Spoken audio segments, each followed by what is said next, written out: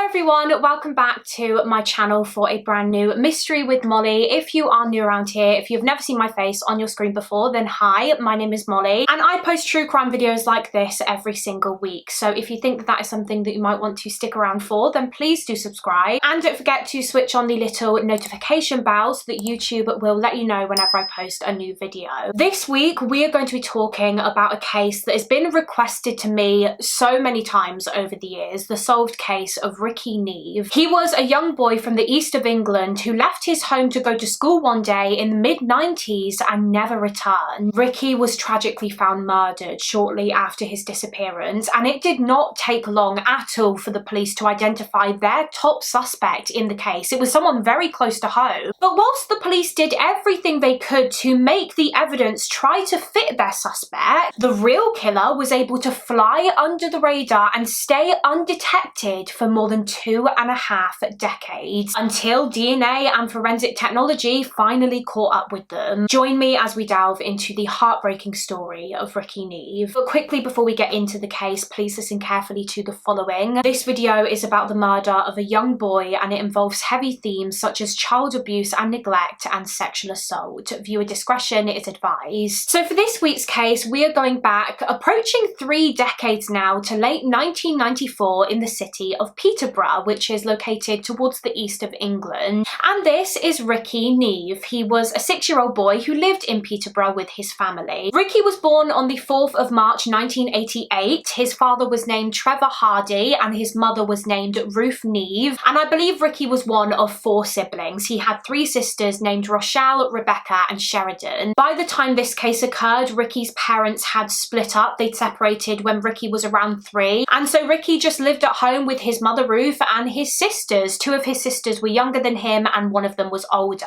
And Rikki was described by his sisters as just being the most loving and caring brother. Rebecca actually said that although she was older than Rikki, she always felt like she was younger than him, like he was the older sibling, because even at just 6 years old, he took care of his sisters. He looked out for them so much. He was also said to be a very cheeky and adventurous little boy. He could be a bit of a mischief maker, as a lot of 6-year-old boys are, and he was really well known around the place where he lived. Rikki lived on Red Mile Walk, which was on an estate in Peterborough called the Welland Estate, and he was often seen by neighbours on the estate just walking around with a stick in hand, looking for adventure, looking to have fun. He was also described as being a very funny little boy who had a lovely laugh and who could always make others laugh too, which, given what he actually had to go through at home, given what his home life was like, is just a real testament to how strong he was, I think. How he was able to put on a brave face a lot of the time when he was so young. But we'll delve further into that aspect of the case a little later on, into his home life. For now, let's get straight into the day that this case occurred. So it was the 28th of November 1994. It was a Monday, so obviously a school day for little Rikki, and I suppose a day that began just as any other for him. He woke up that morning. He actually told his mum Ruth that he didn't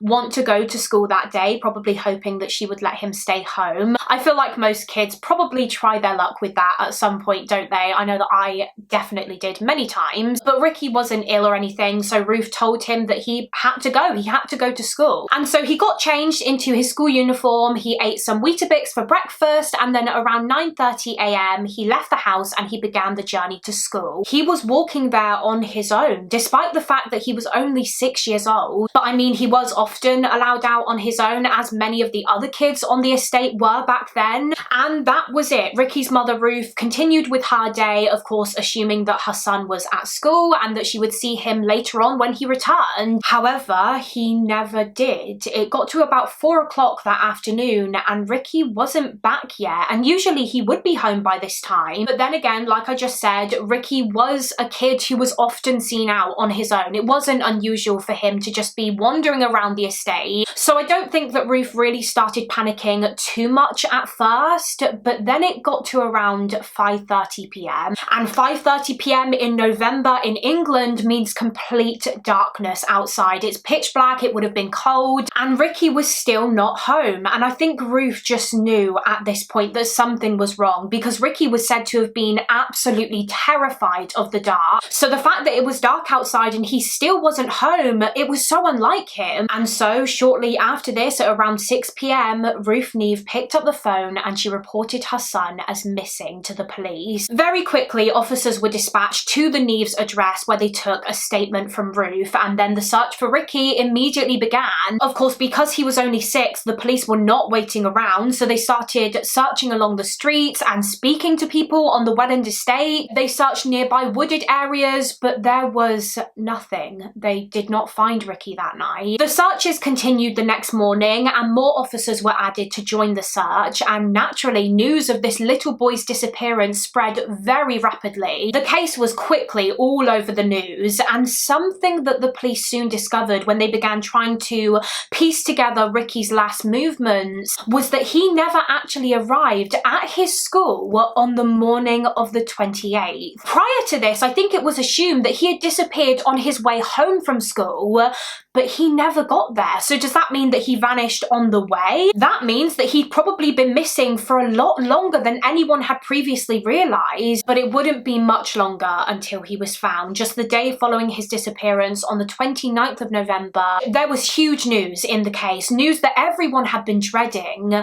Rikki's body had been discovered. Just after midday, as the police were searching a woodland not far from the Welland estate, it was next to the A15 road, they discovered Rikki's body lying on the ground in an area in the woods. Now, this woodland was searched by an officer the evening before, and although it's believed that Rikki's body was there then, he seemed to have missed him. He didn't see him. I mean, you have to remember that it would have been dark when this officer searched the woods, so Rikki was found lying on his back. He was naked, and it also seemed as though his body had been posed. He'd been positioned almost in this kind of star shape, so I think his legs were like spread apart, his arms were spread out. So this, as you can imagine, puzzled the police. What did someone get out of displaying Rikki's naked body in this way? Of course, it was established that this was a murder. Rikki had been murdered by someone, and during his post-mortem, it was concluded that his cause of death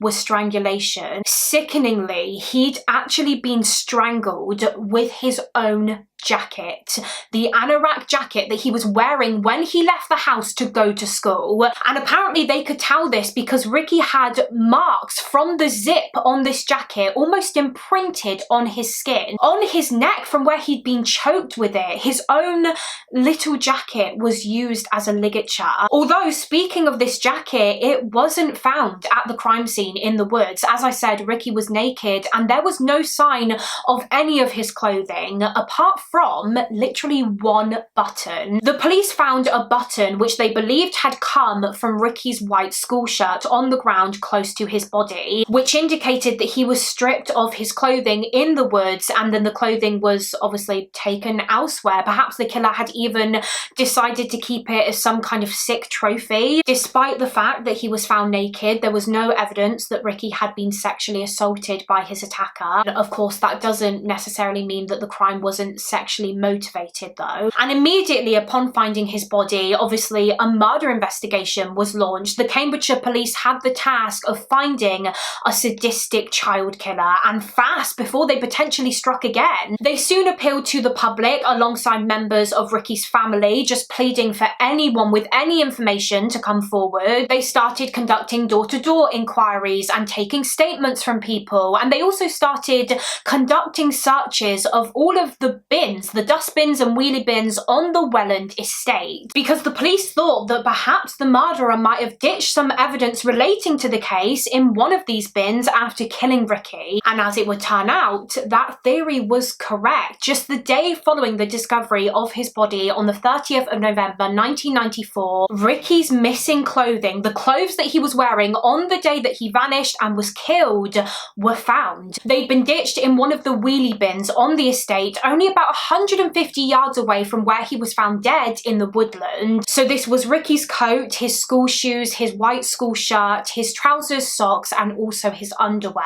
And in the pockets of his clothing, the police found a load of his cards and toys. So images of his clothing were also released to the public. The police were hoping that someone would recognize them and realize that they had seen Rikki in these clothes on the day of his death and come forward. And something that the police were not sure on in this this case was witness sightings. Many people, I think the majority of which lived on the Welland estate, came forward saying that they had seen Rikki on the estate that day. There were sightings of him in the morning, sightings of him in the afternoon. Apparently he even spoke to a couple of people on the estate. So what this initially suggested for the police was that Rikki was killed sometime towards maybe like the later afternoon / evening of the 28th because of these sightings. But I think something that is important to note here is that this was obviously 1994, so the police didn't have any CCTV footage to back up these sightings, so they just had to kind of take these witnesses at their word, I suppose, and hope that their account was accurate in that it was Rikki that they saw and not another young boy, I guess, or that they were accurate about the time that they saw Rikki and stuff. As you can imagine, the pressure was really on the police to catch the perpetrator as quickly as possible because, I mean, as I said, a child had been brutally killed. Someone who is capable of doing this to a 6-year-old little boy is more than capable of doing it again. So yeah, everyone was looking at the police and wanting answers and justice fast. I believe it was considered pretty early on that perhaps another child or young person could have been responsible for Rikki's death. That was a theory. And I think that a big part of the reason for that was because of the murder of James Bolger, which happened just the year prior in 1993 in Merseyside in the northwest of England. I'm sure that most of you guys are very familiar with that case. I haven't covered it myself, but it is an infamous one. James Bolger was just 2 years old when he was abducted and horrifically murdered by 2 10-year-old boys. His killers were just 10. So yeah, when Rikki Neave was found dead shortly after, people did start to think, is this another case of kids killing kids? Well, it seemed as though in the police's eyes, this theory was pretty quickly ruled out, as they soon identified their top suspect in the case. It was Rikki's own mother, Ruth Neave. Very soon into the investigation, the detectives really thought that Ruth was the murderer, mainly because of her history of abusing her own children, which brings me back to Rikki's home life. The Neave family, the children, were known to social services and the police prior to Rikki's murder because there was evidence of neglect on Ruth's part. Ruth's ex-partner was a man named Dean, and he was the father to 2 of her daughters, and he would eventually go on to say that he split from Ruth because of how she treated her kids, because of what he witnessed in the home. He said that Ruth would lose her temper all the time with her children, always shouting and screaming at them, physically abusing them. She allegedly hit them and kicked them. There was barely any food in the house for the kids. They rarely got proper meals. So much so that Rikki's sisters said that Rikki would actually go to the local shop on his own and he would steal food for them. He would steal it and take it back home and feed his sisters, otherwise they just would not eat. And as well as that, he would also clean his sisters. He'd make sure that they'd had a bath. And that's the kind of thing that Rikki's older sister Rebecca was talking about when she described how even though she was the older sibling, she always felt like Rikki was her big brother. Because at just 6 years old, he's doing whatever he can to make sure that his sisters are clean and that they aren't going hungry. Something that he should not have had to worry about at such a young age. It's been reported that as well as hardly feeding or cleaning her kids, Ruth would also lock them in their bedrooms a lot. Well, I say lock, but she would use string to tie their door handles on the outside of their doors to the banister on the stairs so that they wouldn't be able to open it and they were just stuck in their bedrooms for God knows how long. In addition to allegedly hitting and beating her kids, it's been reported that on one occasion during an argument with Rikki where he said a swear word, Ruth poured washing up liquid into his mouth as punishment. On another occasion, Rikki was seen with the word idiot scribbled across his forehead. She'd written idiot on his head. In December of 1991, police were sent to Ruth's address as it had been reported to them by, I believe, a neighbour that Ruth had locked Rikki out of the house. And at this time in 1991, he would have only been about 3 years old. Because he had been naughty, she forced him to stand on the doorstep outside in his pajamas on his own. And like I said, this was in December. It would have probably been freezing cold outside. Neighbours would also tell the police that they'd witnessed Ruth throw Rikki across the room before and kicking him in the head, even strangling him. It's been reported that on one occasion, Ruth allegedly held Rikki by the throat and screamed at him, "I'm going to kill you, you little..." I won't repeat the word that she reportedly used. And as well as all of that, Ruth was also a drug user, and she would send Rikki, her 6-year-old son, over to her drug dealer's house to pick up these drugs for her on his own. Apparently sometimes even as late as 11:30 at night, she would order him to go and pick up her drugs. So because of all of this, the police quickly theorized that Ruth may have been the murderer. Like I said, she'd allegedly threatened to kill Rikki before and had her hands around his throat, so maybe this time she actually went through with it. She actually strangled her son to death. Just a couple of days after the murder investigation was launched, officers were sent to Ruth's address to conduct a search of the house, which, I mean, just that in itself, the house in itself showed clear signs of child neglect. As I mentioned before, the house was pretty messy and dirty, not good conditions for children to be living in. But that wasn't all that they found in the house. Something that the police quickly learned about Ruth Neave as they searched her address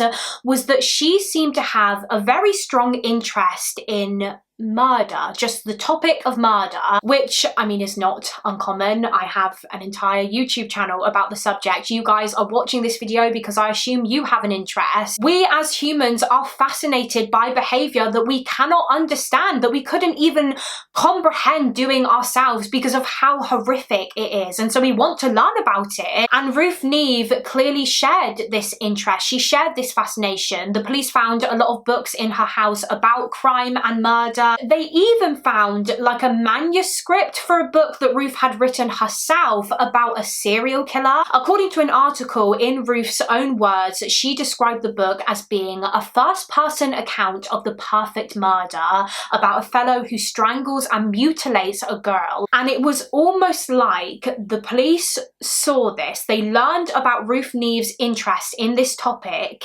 and they just ran with it. In their eyes, this was almost evidence that Ruth must have killed Rikki because she had such an obsession with homicide. As well as that, I think she also had a lot of books about black magic and animal sacrifices. She even had one book which said that the perfect sacrifice was a male child.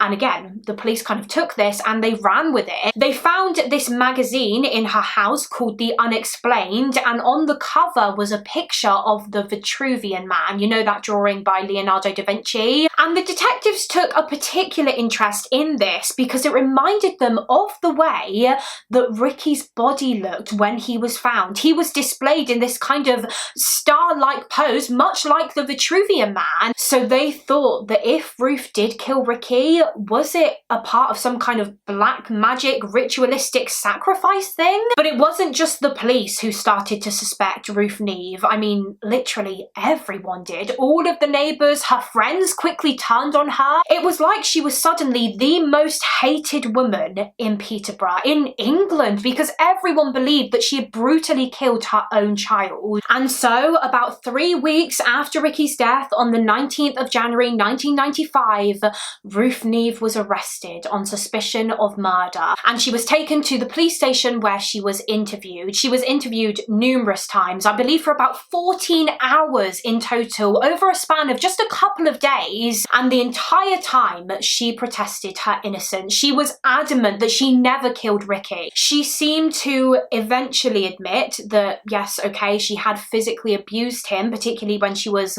confronted with the allegation of pouring washing up liquid into his mouth, but she still denied his murder, and it's thought that the detectives questioned her for as long as they did because they hoped that if they they put the pressure on and they kept asking her the same or similar questions over and over and over again, eventually she would crack and she would confess, but she never did. But that didn't really matter to the police, and about 6 to 7 months after the crime, she was officially charged with the murder of her son. Ruth obviously pleaded not guilty to the charge, which meant that the case against her was headed to trial. She was due to stand trial for murder in 1996, but before that took place, she underwent court proceedings in regards to the child abuse and neglect, and that is something that she did plead guilty to. She pleaded guilty to child cruelty offences. She would later say that she only did this because she felt bullied into doing it, into pleading guilty, but regardless, she received a sentence of 7 years in prison for these charges. And in October of 1996, her trial for Rikki's murder began. The prosecution alleged that Ruth killed Rikki sometime shortly after 5 p.m. on the 28th of November 1994. They believed that obviously Rikki didn't go to school. He was probably just wandering around the estate all day on his own because he didn't want to go to school, and when he returned home, an argument broke out between him and his mum, and this argument ended in her strangling him to death with his own jacket. The prosecution said that after this, they believed that Ruth hid his body in a pushchair. She left the house, wheeled him in this pushchair to the woodland where she stripped him of his clothes and posed him in a star shape. She then left the woods, ditched his clothes in a bin, went home, and at around 6 p.m. she picked up the phone and called 999 to report her son as missing, to, I guess, throw or attempt to throw the police off of her scent. However, the defense team had evidence to be able to refute this version of events, evidence which did not point to Ruth being the killer.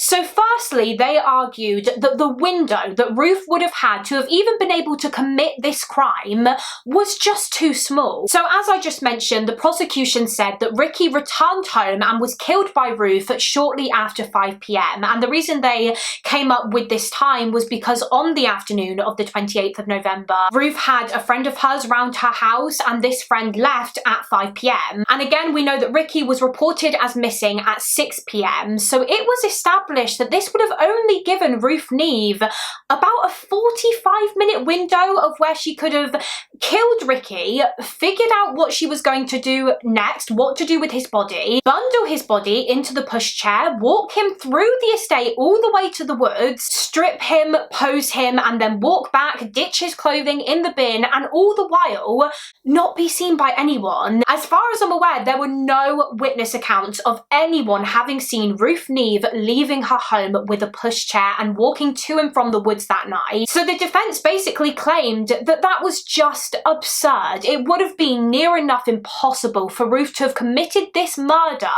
in such a small time frame. In addition to that, much of the defense's argument as to why Ruth Neave was innocent centered around Rikki's shoes, the shoes that he was wearing on the day that he died. You see, mud was found on the bottom of his school shoes, and when this mud was compared to the mud found in the woodland where his body was discovered, it was found to be an exact match. It was the same mud. So this indicated that Rikki's body wasn't wheeled into the woods in a pushchair like the prosecution alleged. The mud on his shoes suggested that he must have walked into the woods himself, and so he must have been alive when he was taken there by whoever killed him. And the detectives involved in the case knew this. They had received this information about the mud from an expert in the weeks after Rikki's death, but it was almost like they just chose to ignore it because they had tunnel vision, and it didn't fit with their theory that Ruth had killed Rikki. And as well as all of that, there was actually no solid evidence whatsoever to actually link Ruth to the crime. No concrete proof that she had killed Rikki. And so when her trial came to a close, she was found not guilty by the jury and acquitted. They did not believe that she was responsible for this crime, and she wasn't. Ruth Neave was a very unfit mother, but she wasn't a murderer. Of course, she still went went to prison anyway for the child cruelty offences, and she was later released, I believe, in the year 2000. Now, a report made in 1997 by the Social Services Inspectorate found that staff had failed to protect Rikki and his sisters from their abusive home life. I mean, the fact that the kids weren't removed from the home prior to Rikki's death is just appalling. And this report raised, quote, deep concerns in regards to the ability of the Cambridgeshire County Council to protect vulnerable kids like the Reave children. They really were failed by social services. After Ruth's acquittal, the lead detective of the case basically announced to the public that the police wouldn't be looking for anyone else. That was the end of the investigation, I suppose, unless any significant evidence suddenly came to light, because they believed that the jury had got it wrong. Despite everything, they still believed that Ruth was guilty. And so sadly, following the not guilty verdict, Rikki Neave's case ultimately went cold. Years and years went by with no answers as to who killed him that day in November of 1994, and no justice. Now, in 2013, so just under 2 decades after her son's death, Ruth Neave started campaigning for her son's case to be reopened in the hopes that finally the police might be able to catch his real killer. And 2 years following this, in 2015, that is exactly what happened. A cold case review was launched into the unsolved murder of Rikki Neave, with a new team of detectives being assigned to the case. These detectives obviously had zero involvement in the original investigation, so there were fresh pairs of eyes on this. And they started this new investigation by, I think, just basically going through everything again, looking at it all again, all of the case files, all of the evidence, all of the witness accounts and reported sightings. And it was when they did this, when one witness account that had previously been reported to the police in the original investigation piqued the cold case team's interest. This witness report came from a woman named Sylvia Clary, and at the time that this case took place back in 1994, she lived close to where Rikki lived on the Welland estate in nearby Rotherby Grove. And she said that at around midday on the 28th of November 1994, so the day that Rikki died, she looked out of her window and she saw him walking along the street outside. However, he wasn't alone. Sylvia said that walking with Rikki was an older boy, and she said that they looked as though they were walking together towards the woods. And Sylvia wasn't the only one who saw this. Apparently another witness gave a very similar account. So there were 2 people who had seen Rikki with this older boy, and Sylvia actually knew who this older boy was because he too lived in the area on the Welland estate. It was 13-year-old James Watson. And Sylvia knew James's father well. His father's name was Jim. And so Sylvia told Jim that she had seen his son James with Rikki on the day that he was killed.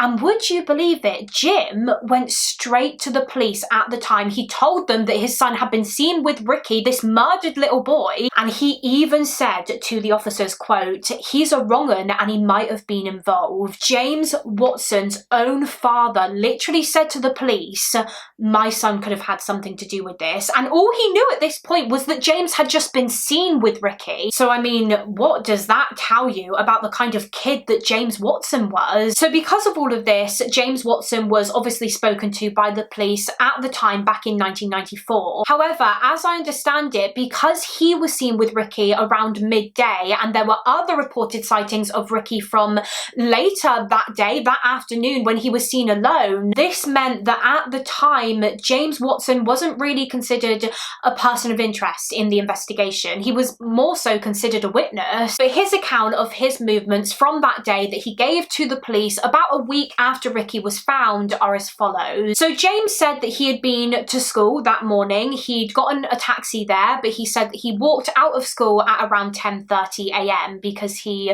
just didn't want to stay, I guess. He said that from school he went to his mother's house to see her, and he said that he was with her her and chatting to her for about 45 minutes before heading to the Welland estate because he was going to go and see his dad at his house. And to get there, he intended to walk along a road called Ragdale Close on the Welland estate next to Rotherby Grove. But he couldn't go through this shortcut because it was blocked by a digger. There was some construction work going on there at the time. And James said that it was then when 6-year-old Rikki Neave approached him and started chatting to him about the digger. Apparently Rikki made a comment to James about how big the tractor was, and James corrected him and he said, oh, it's not a tractor, it's a digger. And he said that shortly following this, he and Rikki, I think, just parted ways. James started walking along Red Mile Walk and he didn't see Rikki again after this. And then later that day at around 4 p.m, he got in another taxi which took him back to his home. He actually lived in a children's home. And again, as I mentioned, he wasn't considered a suspect or person of interest in the original investigation because initially detectives believed that Rikki's murder occurred later on in the afternoon/early evening of the 28th, and Watson was seen with him at midday and he got a taxi at 4 p.m. on his own, which could be confirmed,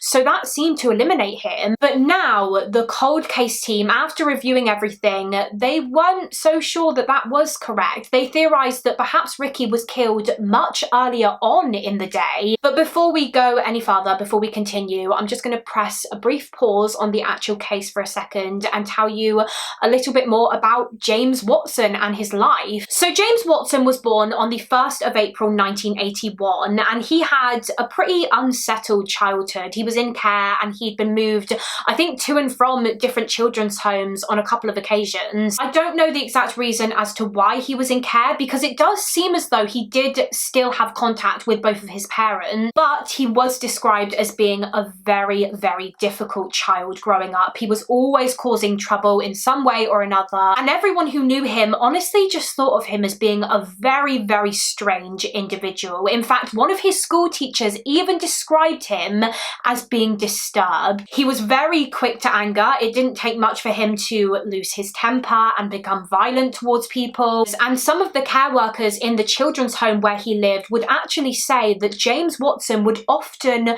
masturbate just out in the open, I think just right in front of people, and he didn't care if he made others feel uncomfortable. He was clearly a very perverted individual. In the years after Rikki Neave was killed, James Watson would also go on to become involved with the law several times. He built up a pretty extensive criminal record. He'd been arrested for a number of crimes such as burglary and theft, motoring offences, GBH, and even more. And this criminal activity continued right into his adulthood. But back to his teenage years, and yeah, overall, he was just a very, very strange teenage boy, like I said, and I think that's probably putting it very lightly. So upon looking into James Watson now as part of the cold case review, as I mentioned, the detectives took an interest in him. And something that they actually discovered was that just 2 days after Rikki Neave was killed on the 30th of November 1994, James Watson went into his school with a newspaper which had a picture of Rikki's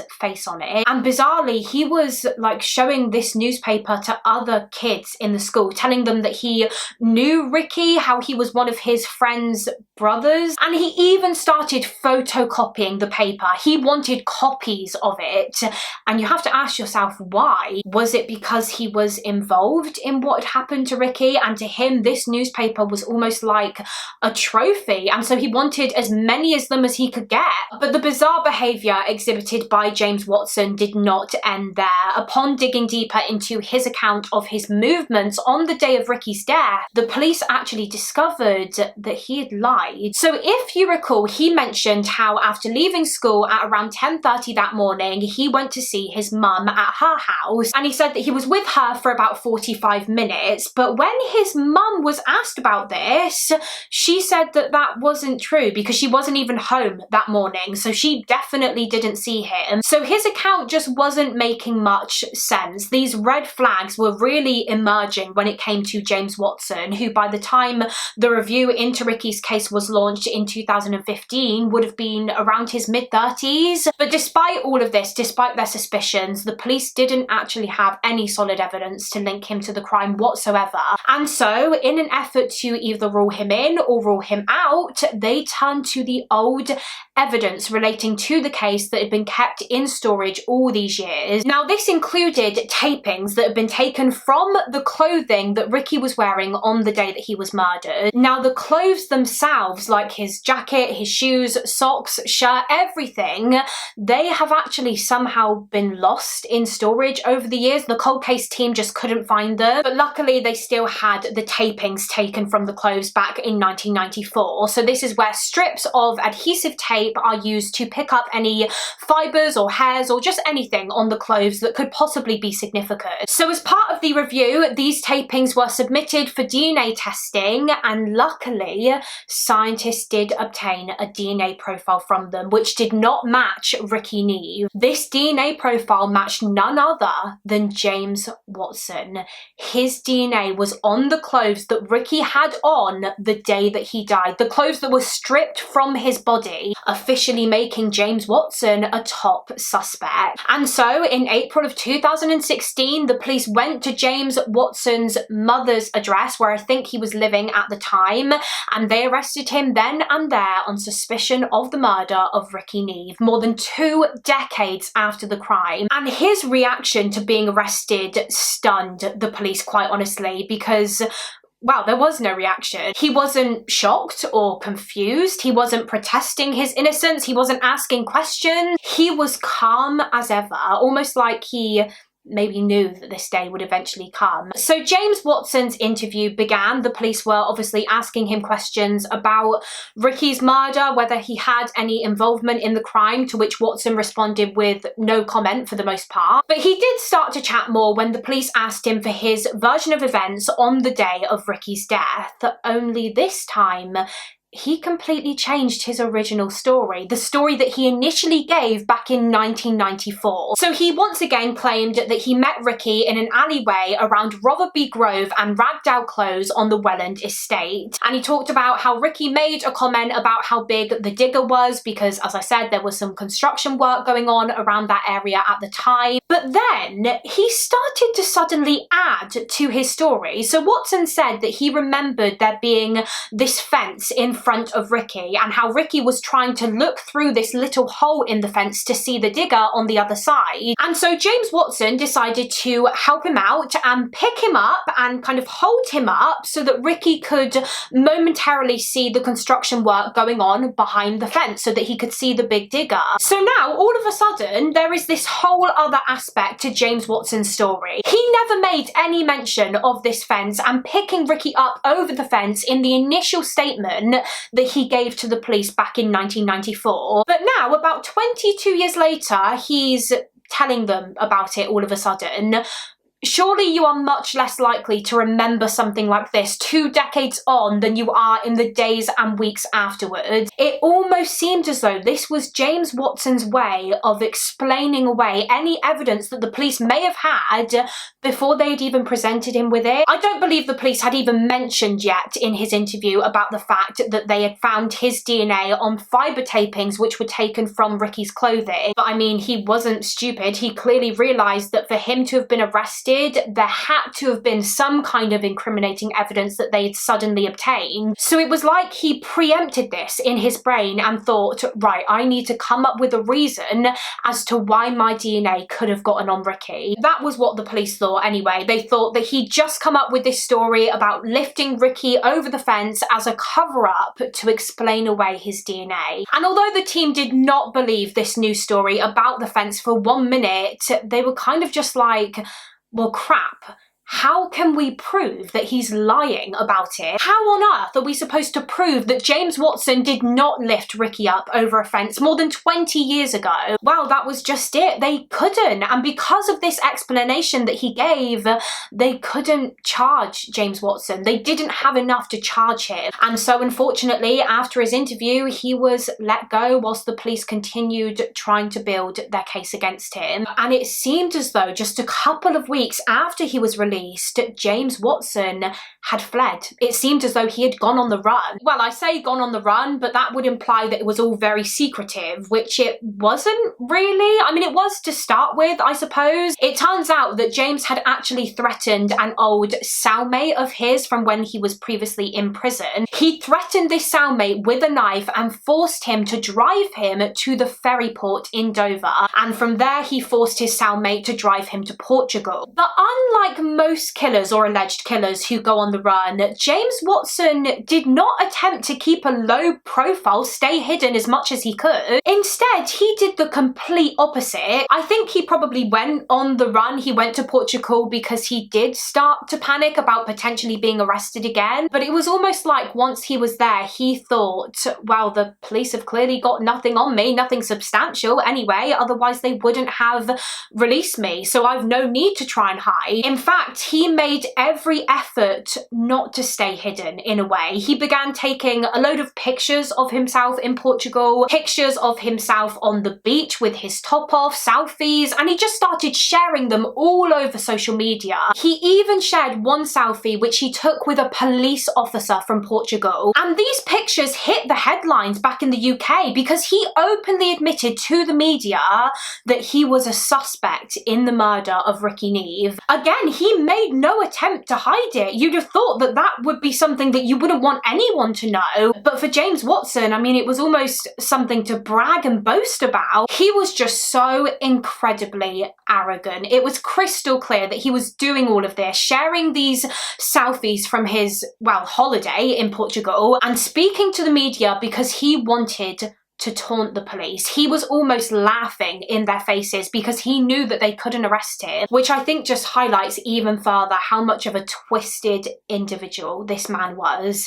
This is about the horrific murder of a child. He's a suspect in the brutal killing of a 6-year-old little boy, and yet James Watson is almost enjoying the attention that being a suspect is getting him, and enjoying mocking the police who had failed to catch him, failed to prove his guilt. Now, luckily, the police were able to eventually extradite Watson back to the UK from Portugal for breaching the terms of his licence for other previous crimes that he had committed. So yeah, he was brought back, but still the police could not charge him. They were not granted permission from the Crown Prosecution Service to be able to charge Watson in relation to the murder of Rikki Neave because they still didn't have enough evidence. They just really hit a brick wall with the investigation because of that story about the damn fence. The police knew that if this case was to ever go to trial, that would be the defence's argument. James Watson's DNA was on Rikki's clothing because he picked him up so that he could see the digger over the fence. And trying to disprove that,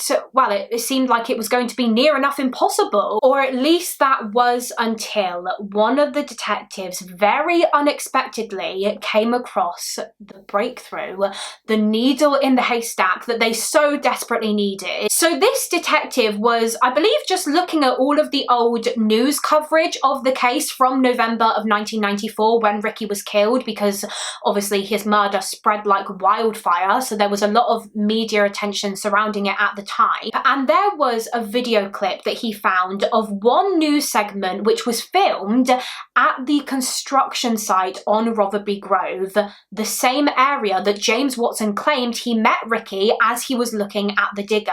And as the camera just quickly panned around the area of the construction site, this detective spotted something. He spotted the alleyway where Watson claimed he had met Rikki right by where the fence was, only there was no fence at the time. It wasn't fenced off as James Watson had claimed. It hadn't been built yet, so there was no fence for him to have held Rikki up over, proving that this story was a lie. The story that he gave to try and explain away the DNA evidence they could now categorically say was not true. Although, despite this groundbreaking piece of evidence, unbelievably for the Crown Prosecution Service, it still wasn't enough. They still didn't think that the police had a strong enough case against James Watson, and so their request to charge him was once again denied. And so the detectives turned to Ruth Neave, actually, for her help, Rikki's mother, because in England there is a scheme which is known as the Victim's Right to Review scheme, which is basically where a victim of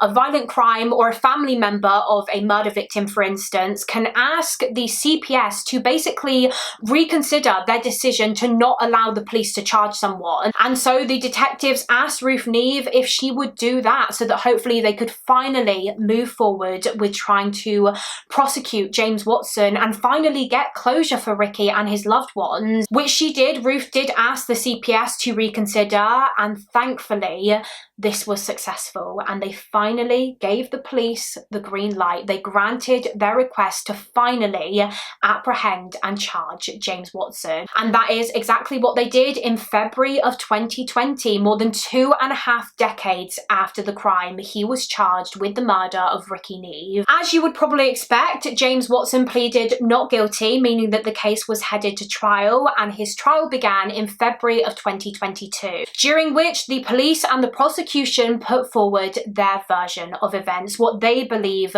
really happened on the day that little Rikki Neave never returned home. Now, what was clear to the cold case review team was that Rikki's murder was probably actually premeditated by James Watson to a certain extent, because something that I haven't actually mentioned yet is that James's own mother told the police that about 3 days before Rikki disappeared and was killed, he rang his mum on the phone and he made a comment to her about this radio report that he had heard about the recent death of a 2-year-old child in the area. Now, I don't actually know if this was true. I don't think it was, because his mother hadn't heard about it. From what I can gather, it's believed that Watson, this 13-year-old boy, made this up because in the days before Rikki's death, he was thinking about killing a young child, and so he just wanted to, I guess, talk about the topic of a dead child with someone in some way, who knows. But yeah, that suggested to the police that there was a level of premeditation to this crime. So it's thought that on the 28th of November 1994, Watson walked out of school that morning, probably intent on finding a young child that he could kidnap and murder, and he just happened to come across 6-year-old Rikki Neave wandering around the Welland estate, as he also hadn't gone to school that day. Despite the fact that there was no evidence that Rikki had been sexually assaulted, the prosecution strongly believed that this crime was still sexually motivated. James Watson had a sexual interest in young kids, young boys. In fact, again, something that I haven't mentioned yet is that just the year before this case took place, in 1993, Watson had been reported to the police for the sexual assault of a 5-year-old boy, so a child just a year younger than Rikki, which he would later admit to when he was interviewed by the police years later after his initial arrest for Rikki's murder. They asked him about this and he admitted that he had assaulted that little boy. In addition to that, he'd also previously assaulted the mother of his child. James Watson was a father. He actually identified as a gay man. However, when he was around like 15 years old, so this was after Rikki's murder, he, I imagine, was exploring his sexuality, and he got into a relationship with a girl from the same children's home where he lived, and she later fell pregnant with his child. And she would tell the police that on a couple of occasions when they were having sex, James Watson put his hands around her neck and started to throttle her against her consent. She would tell him to let go and release his grip, but he wouldn't until he had finished. He denied assaulting his former girlfriend, but of course no one believed him. This is a man who has a history of sexual assault. But yeah, back to what I was saying, because of all of this, the police strongly believed that Rikki's murder was sexually motivated, which is probably why he was found naked and posed. After meeting Rikki on the Welland estate at around midday on the 28th of November, it's thought that somehow James managed to convince him to walk into the nearby woods with him willingly. It's not thought that he forced Rikki to come into the woods or threatened him, because obviously from the mud on Rikki's shoes, it was clear that he had walked himself to the location where he was found. And also they believe that he went there willingly because there was no evidence to suggest that Rikki, I guess, felt unsafe or scared in James's company up until the point when he was killed. Often what you'll see in cases of child abuse and child murders is that the victims will wet themselves out out of pure fear. They just can't help it. But that wasn't the case with Rikki. He hadn't urinated, which again implies that he went with James into the woods willingly. Maybe James had said that he would give him some sweets or something if he came with him. Maybe he claimed that there was something in the woods that he wanted Rikki to see. Who knows how he managed to lure him there. Now, the pathologist was able to determine during Rikki's autopsy back in 1994 that at the time of his death, he had Weetabix in his tummy. If you remember, he ate Weetabix that morning for his breakfast before leaving the house, and the pathologist was able to conclude from how digested this Weetabix was that Rikki had died not long at all after he ate this Weetabix, within just a matter of hours, which matches up with the fact that Watson was seen by 2 witnesses with Rikki walking towards the direction of the woods around midday. So just as a side note, that was obviously more evidence that the police in the original investigation just chose to ignore when they were trying to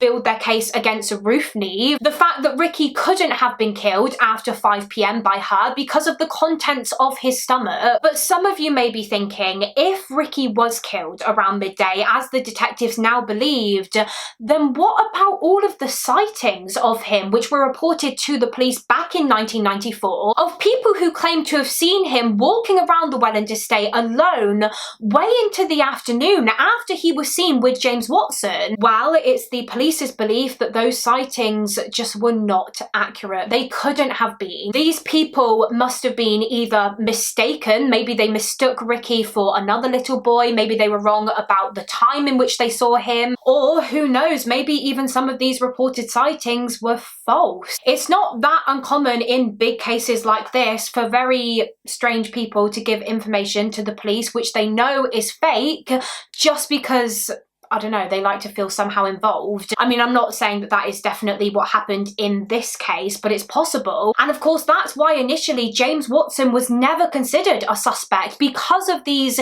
inaccurate sightings of Rikki from that afternoon. In fact, it turns out that I think the majority of the sightings of Rikki from that day were from people who'd reported seeing him in a red jumper, his red school jumper, but he wasn't actually wearing that jumper that day, further proving that these witnesses must have just been mistaken. But anyway, after convincing Rikki to go to the nearby woods with him, it was obviously there where the prosecution alleged that Watson strangled him to death with his own jacket, with Rikki's own jacket. He then removed all of Rikki's clothing from his body, posed him in the star shape, probably in order to achieve some sort of sick sexual gratification, and then he left his body there and walked away. He disposed of his clothes, he put Rikki's school clothes in a bin on the Welland estate, and then that was it. He just went back to his life as normal, and he kept this dark secret of his for years and years and years until it caught up with him when the DNA match was made. At the end of the trial, the jury was sent off to deliberate, and on the 21st of April 2022,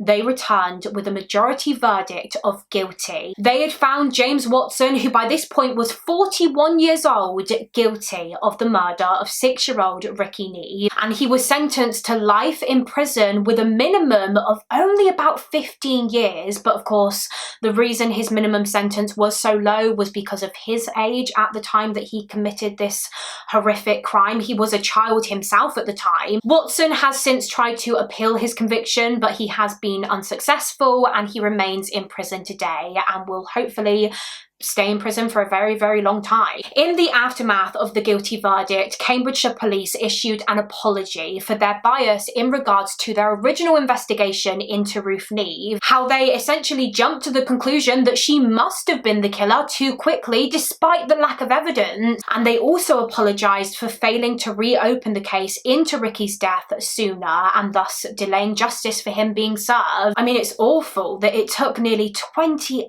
years to get justice for Rikki. His killer spent 28 years as a free man, just able to live his life. It's sickening, but at least closure was achieved in the end, and hopefully now Rikki can rest in peace. And that is it for this case. That is the heartbreaking case of Rikki Neave. As always, please do let me know your thoughts and opinions on the case down below in the comments. I would love to hear what you guys think, and also feel free to let me know of any other cases that you would like to see me cover on this channel. They can be solved solved cases, unsolved cases, serial killer cases, you name it. Thank you all so much for watching. Please do give this video a thumbs up and subscribe if you haven't already, and I will see you again next week for another mystery with Mollie. Bye.